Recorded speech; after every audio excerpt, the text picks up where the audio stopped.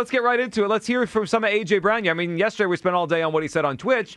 At least this time we get to do it in a little more professional setting. Here is him at his locker yesterday. Shout out to Janky Rondo. Yeah, well, no, we don't need Janky Rondo. We had Elliot Shore Parks and Devin Caney and Jeff McClain. Janky Rondo blew up, though. He had one day. Janky Rondo. Rondo Janky. All right, let's hear from A.J. He said he was just trying to laugh through his situation. Here he is yesterday. A.J., just to start, the comments that you made on the stream that have been making the rounds, was there any perspective or explanation that maybe you wanted to give everyone for some context behind those comments? Which context? Which comments are you referring to? I believe it was a Twitch stream where you said, I think you alluded to the fact that you weren't totally happy or things weren't going well work-wise. Yeah. I think that's fair. I think if you got eyes, you can see that. You know, the same things I've been saying all season.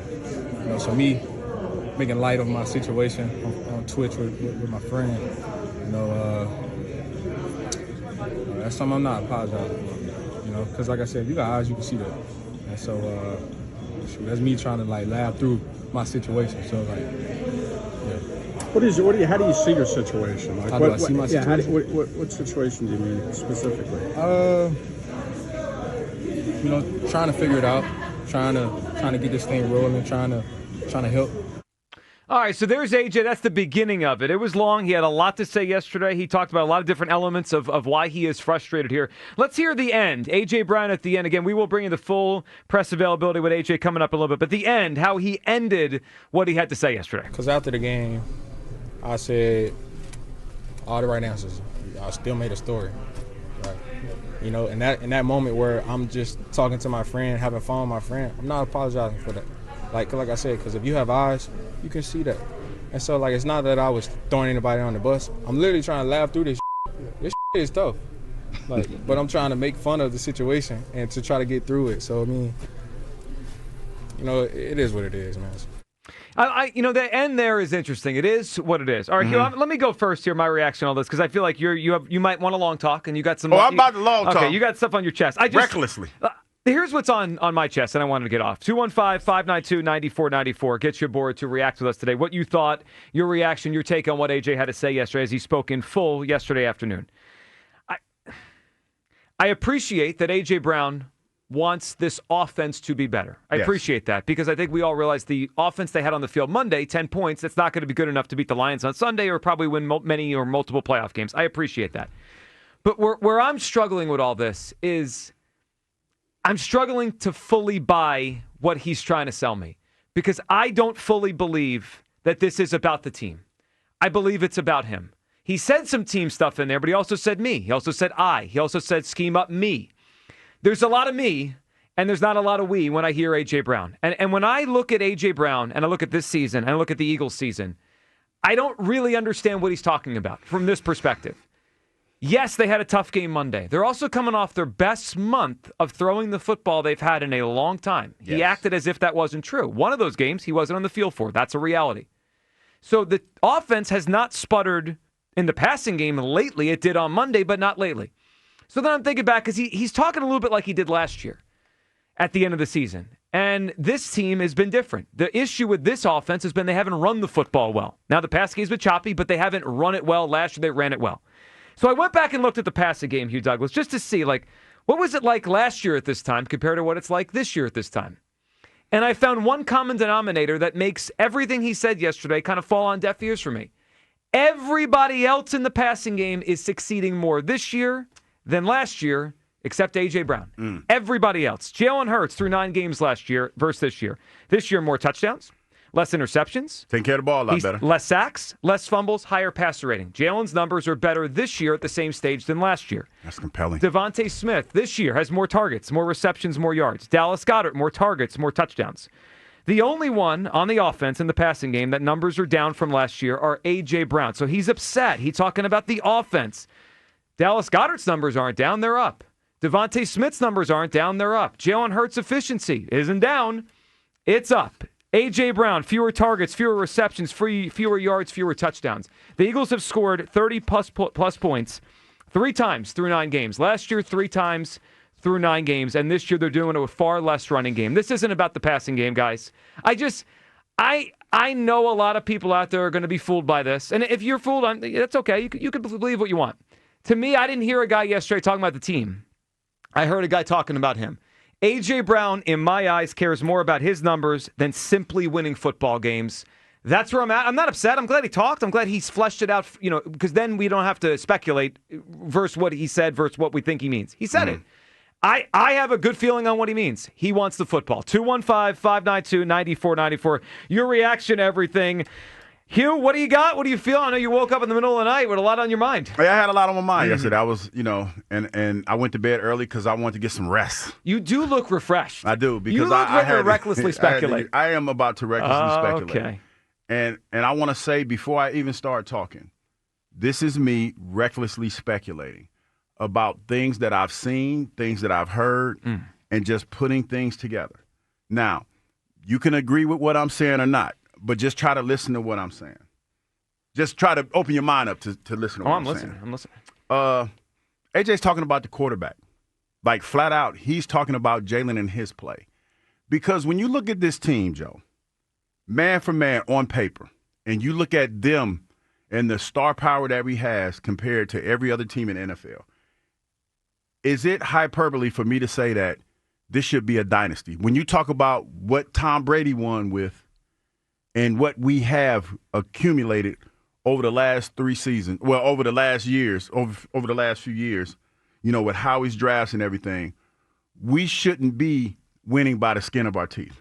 I agree with that. Is that fair to say? Yeah, they should be a better offense. The quarterback's the problem. The quarterback's the problem. The quarterback is the person that's holding this team back. And I know a lot of people aren't going to understand what I'm saying when I say that, but listen to it. And this is me again. That's why I wore my Jalen shirt, because I like Jalen, but I am recklessly speculating. I want to be clear when I say that. This is my reckless speculation of this situation. Jalen's not doing what he's supposed to do in this offense. And the reason why I say that is, listen to what everyone in this organization has said and tried not to say when it comes to A.J. Brown. We talked about yesterday how A.J. Brown should have been traded. Well, you said he should have been traded. I said it, yeah, and I believe it. Howie Roseman went on television in front of everybody, and he wasn't definitive on his belief in A.J., but he said something that resonated with me now that I think about all this. He's a captain for a reason. He's a leader on this football team. Coach Sirianni basically said the same thing yesterday. Coach Sirianni basically said that A.J. Brown is a big part of our offense. Smitty came out and said, well, whatever 1 and 11 want to do, that's what we're going to do. Jalen Hurts is holding this team back, even though they're winning. And this is where it's a hard pill to swallow, Joe, because I'm old school. And a win is a win. A win is a win. But when and I've never been in this situation, but when you start talking about dynasty and legacy and being dominant in the NFL and putting up historic numbers, why is this team not doing that? When you talk about the team, the chess pieces that Howie has put together, why isn't this team doing that? Why are we talking about every week, pundits on television, talking about as much talent as this Eagles team has, they're not doing this, that, and the third? Why are we talking about Tanner McKee like he's the future of this team? It's Jalen Hurts. It's Jalen Hurts. Recklessly speculating, y'all, because AJ sat there, because I'm listening to what's being said right now. I'm looking at the body language. Shout out to Bob Lang, man. Bob Lang, I've been knowing Bob for years, and I'm going to recklessly speculate on Bob here. It's a lot. It's a lot of reckless speculation. I'm cooking. Let me cook. Well, I'm not. I haven't spoken in a few minutes. So it's all you. Bob does everything in his power to protect the Philadelphia Eagles and protect the players and all that stuff. I saw Bob do something yesterday that I haven't seen Bob do in a long time. Y'all remember that whole scandal that happened with the president back with the young lady? Oh Lord. Yeah, remember that scandal with the dress and all the other good stuff? How could I forget? Yes. And when the president had to sit there and his wife was standing there right next to him, Bob was Hillary Clinton in this situation. And what I mean by that is, even though it was a tumultuous time, stop laughing. Stop laughing. Serious business here. Even though it's a tumultuous time, he stood beside him because he believed in him. That's who Bob was. Hillary Clinton yesterday. Is Janky Rondo Monica Lewinsky? I mean, I'm just asking questions. I mean, well, I didn't workshop that part of it. You brought us here. I didn't workshop that part of it. You brought us here. But the bottom line is this. He stood with A.J. Brown in that press conference. He did. He was right there. He was right there with him. Okay, so you brought a lot there. I want everyone to react. 215-592-9494. Your reaction to what we heard yesterday. Today's the day for, look, I said I was very strong yesterday. I was upset yesterday. I was frustrated. I'm not upset or frustrated today. I've reached this point of resolution where I have a feeling. My feeling is he cares more about his stats than the winning. That's where I'm at, and I've accepted it. They can't move off until after the offseason, or we got to move on. From that perspective, Hugh brings his perspective. I don't disagree with you, but I want to throw a different angle in. Okay. You might be right in that at times Jalen holds the passing game back because he's not doing everything he needs to do, and AJ's frustrated. Guys, Jalen's the same guy he's been for years. No, he's not. Hold on. Let me finish. As a player, he is. He's not. No, he is. He's the same player. In my eyes, he's the same player. He's never been Peyton Manning. He's never been Patrick Mahomes. He's never been Tom Brady. He's never been an elite thrower of the football. He's never been elite at seeing the field and throwing it on time. What's changed? Jalen, let me finish. Jalen hasn't changed. Mm-hmm. The success hasn't changed. They still win all the time.